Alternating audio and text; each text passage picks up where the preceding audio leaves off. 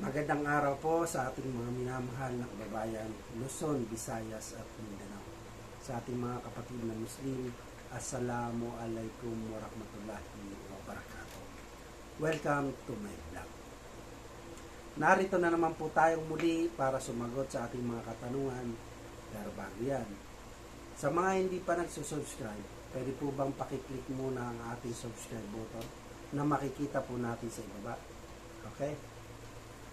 Para sa mga nanonood ng vlog natin ngayon, ang tatalakayin natin ngayon ay tungkol sa tanong na bakit ang nagtatanim mas maliit ang kinikita kaysa nagtitinda? Yan ang ating tatalakayin sa kayo. Pag-usapan natin. Ito ang aking opinion. Alam nyo, minsan napapaisip ako. Yung mga nagtatanim kasi ng mga gulay, for example, sila pa yung may mas maliit na kita. Di po ba? Sila yung mas pagod na pagod. Ilang buwan nila yung aalagaan. Kasi tatanim pa nila yan. Di ba? Tapos aantayin nila bago ma-harvest. So, lalagyan tayo ng abono. Di ba? Ang daming proseso. Pero ang tanong, bakit sila pa yung may mas maliit na kita? Di ba? Kasi sila yung gumawa, sila yung pagod na pagod. Kung iisipin mo mabuti, di ba? Kasi minsan, ang ginagawa niyan, nung panahon, mano-mano, araro, sa ngayon, medyo high-tech na, lumaki na. Sa kabila ng pagpapagod nila, kung iisipin, bakit sila pa yung maliit ang kita? Di ba? So, paano pa natin gagawin kumita sila ng malaki? No? So, paano nga ba natin gagawin ng kumita sila ng malaki, no? Siguro,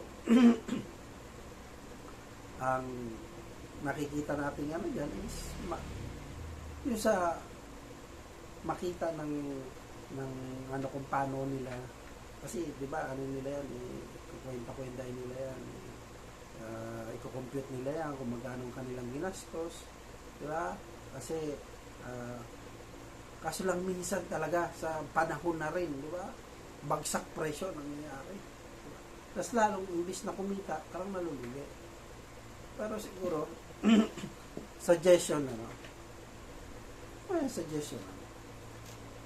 sana, medyo taas-taasan ang kuha sa kanila ng gulay. Para hindi naman sila malugi. Kasi yan ang binababa na yan sa suppliers. Marami yung mga pagdadaanan kaya lumiliit lalo ang kita nila. Magbabayad pa sila ng rental ng tax plus gasolina, ha? Babayaran pa nila yung dispatcher, pati yung mga papel na ginagamit na pambalot ng mga gulay, babayaran pa nila yun. Libo-libo ang halaga niya. Kung yung pwede sana silang kumita around 20 or 25k, nagiging 5k na lang sa dami ng kinakaltas. Diba? Imagine mo, ang dami niyan eh. Ito ang nangyayari dyan. So, ang mamimili, aakyat doon sa, like sa Bagyo. Diba? Aakyat doon. So, yung mayroon na yung mga kausap na mga nagtatanim, siyempre, yung mga suki na yan. Anong nangyayari dyan? Bibilihin nila sa murang halaga. At ang masaklap pa nito, kasi may kaibigan tayo doon na nagtatanim din. Ang masaklap nito, parang may mga sizes yan na nangyayari. Ito bibilihin ko ito lang yung mga size. Tapos kapag yung mga reject na tinatawag na content na hindi nila isasabay yun. Siyempre, ikaw na nagtanim, masasayang lang din naman ito.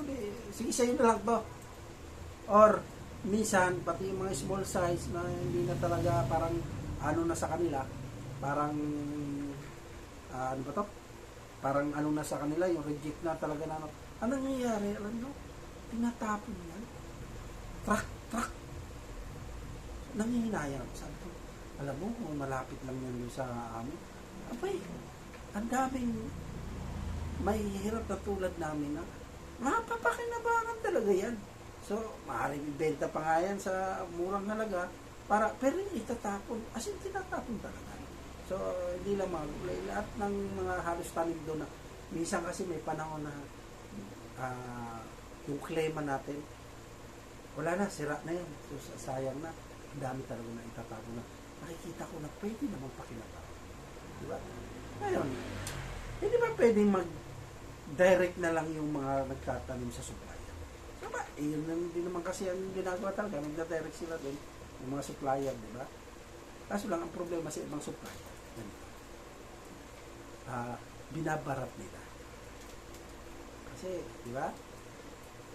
Sila na mismo yung, yung parang inaano nila yung mga gulay kasi ganito, marami pa kami gagastusin eh. Kaya ito na lang ang kuha namin sa inyo, diba? So, parang gano'n ang nangyayari.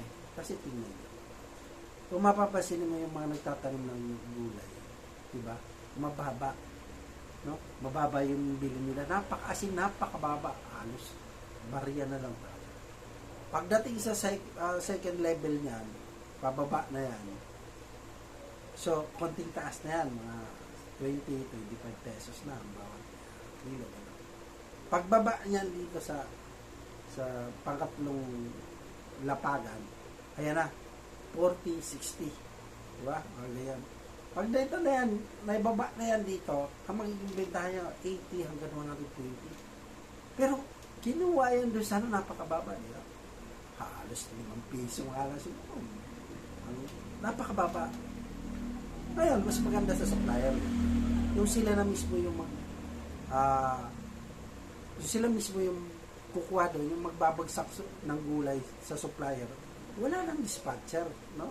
Kasi ang iba kasi hindi ka ang style doon, hindi ka makakalabas pala ng bayan na yan. Kung wala kang babayaran na para sa mga truck na yan. Kumbaga, kailangan mo talagang may dadaanan ka. So, bakit hindi na lang natin tanggalin o kaya ang ating gobyerno, no, na yung maganda siguro kunin doon dire-diretso, tapos doon ibabagsak mismo sa bagsakan, no? Or kaya yung mga supplier talagang taasan na lang nila ng pagbili-bili naman kasi ang pagbili, no, napakababa kasi, diba? O yung suppliers diretso na lang kumuha sa mga nagtatanim. Although ganun din talaga nangyari, no? Kasi, alam mo, para sa truck na lang at gas, ang gagastusin nila. Wala nang iba. Para yung kita nila buo. Di ba? Kasi, tinitingnan ko, ano ba yung kahalagaan na pag-iiwanan ito na mga kababayan. Farmers din kasi ako ito. Nangyayari kasi, yung pakod mo, ako magtatanim. Sa amin kasi, sa probinsya namin, may ibang klase ang uri ng pagtatanim. Halimbawa, kainin, puputulin mo yung mga kahoy, di ba? Tapos, tatantarin mo yan, tapos hintayin mo yung init. Yung mga ilang, pagtuyo mo yan, sisindihan mo yan. Tapos lilinisin mo ulit, kukunin mo yung mga kahoy-kahoy na nandun na nasunog na, no? Pag malinis na yan, ano itatanim mo? Palay. Or, sa bagay, walang, doon sa amin kasi, kahit na doon sa bundok, pwede ka magtanim ng palay. Mano-mano ko pa. Mais. Diba? Kamote kahoy. Ano man ang pwedeng itanim dyan. So, mag-aantay ka yan. Ang problema sa atin sa Pilipinas, di ba, dinadaanan tayo ng mga kalamidad, bagyo, yan ang kalaban ng nagtatanim talaga, yung kalamidad. Kasi, minsan, ako, ang dami namin natanim nun na mais, kamuting kahoy, mga saging, mga ganyan. Pag nandiyan na yung bagyo, yung patigas pa lang, o wala pang laman, talagang raragasain yan ang bagyo. Nakakapanglambot talaga. Nakakapanglambot na yung pinaghirapan mo, grabe, na lang. So, wala nang kita yun. Lugi ka na sa naging puhunan mo. Puhunan mo, pera, pagod. Tapos, ito pa, pag bibili na sa'yo, halos hiniin na lang. Diba? Siguro, mas magandang pag-ukulan talaga ng pansin kasi napag-iwanan tayo about agriculture, no? Kasi agriculture naman talaga tayo eh. Kasi mo bakit na nagkakaganito. Saka, ito na nga yung nagtatanim. Kasi danas ko yan. Yung mga nagtatanim, dapat po, talagang sana, kasi minsan na nangyayari, yung nagtatanim, sige na, may mabalik man lang kahit konti. Di ba? Ganun na ano nila eh. Bawi na lang tayo sa susunod. Pero ang totoo niyan, ang laki pa ng kita ng mga bumili sa kanila kasi pagbaba niyan doon sa pamilihan, pagbenta niya, ang mahal na. So, mas kumita sila. Mas malaki. Kawawa rin. Yung mga magsasaka. So, kaya parang sabi ko, dati kasi sabi ng magulang ko, ikaw na maghawak ng lupa doon para, sabi ko, iisip ko.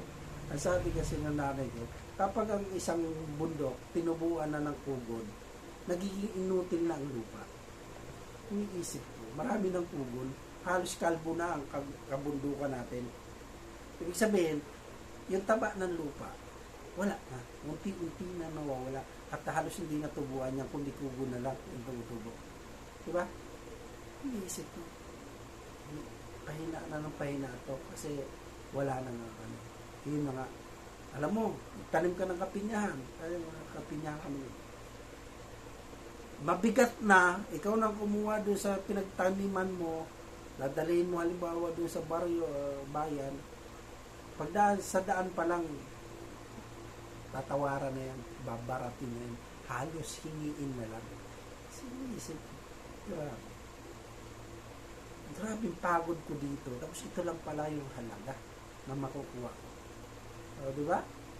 So, kaya, sa mga farmers dyan, mga nagtatanim, agriculture na marunong sa agriculture, mag-comment po kayo. Baka magkaroon tayo ng alam nyo yung kasi yung pagmamahal natin sa sa bukid sa pagtatanim is napakalaga niya. Kasi dyan tayo kumukuha talaga ng pangangailangan natin. Sa akin naman, bigyan ng pansin ang problema nito. Paigtingin lalo natin yung ating mga nagtatanim o magsasaka. No? Sana bigyan na kasi imagine mo pati patubig babayaran pa nila yun. Yeah? Samantala tayo ng paikot tayo ng ng tubig eh. Bakit? Hindi ko talaga lubos maisip, diba? Sa mga nagtatanim. Imagine mo, yung patubig na lang babayaran pa nila para matubigin sila. Pag mo wala ka tubig, wala ka. Diba? Kaya ang mga gusto mag-comment dyan na bigyan natin ng daily itong talakayan na to. Kasi makikita mo yung yung pagkakaiba. Kawawa talaga. Magsasaka. Kawawa talaga. No? Kawawa. Pagod natin. Yung hirap. Sana kahit papano pakitain din naman tayo ng bibili na yung mga mambili, may kataasa naman natin. Hindi lang naman kasi sa mga gulay, lahat ng uri ng tinatanim mo, alos mabarato na. So, yun lang suggestion, opinion natin. So, sa mga nais mag-comment para sa ating talakayan, mag-comment po kayo. So, hanggang dito na lang po muna. Hanggang sa muli, Robert agad. Tandaan, pag may tanong, sagot agad. Marami pong salamat po. Ingat po lagi.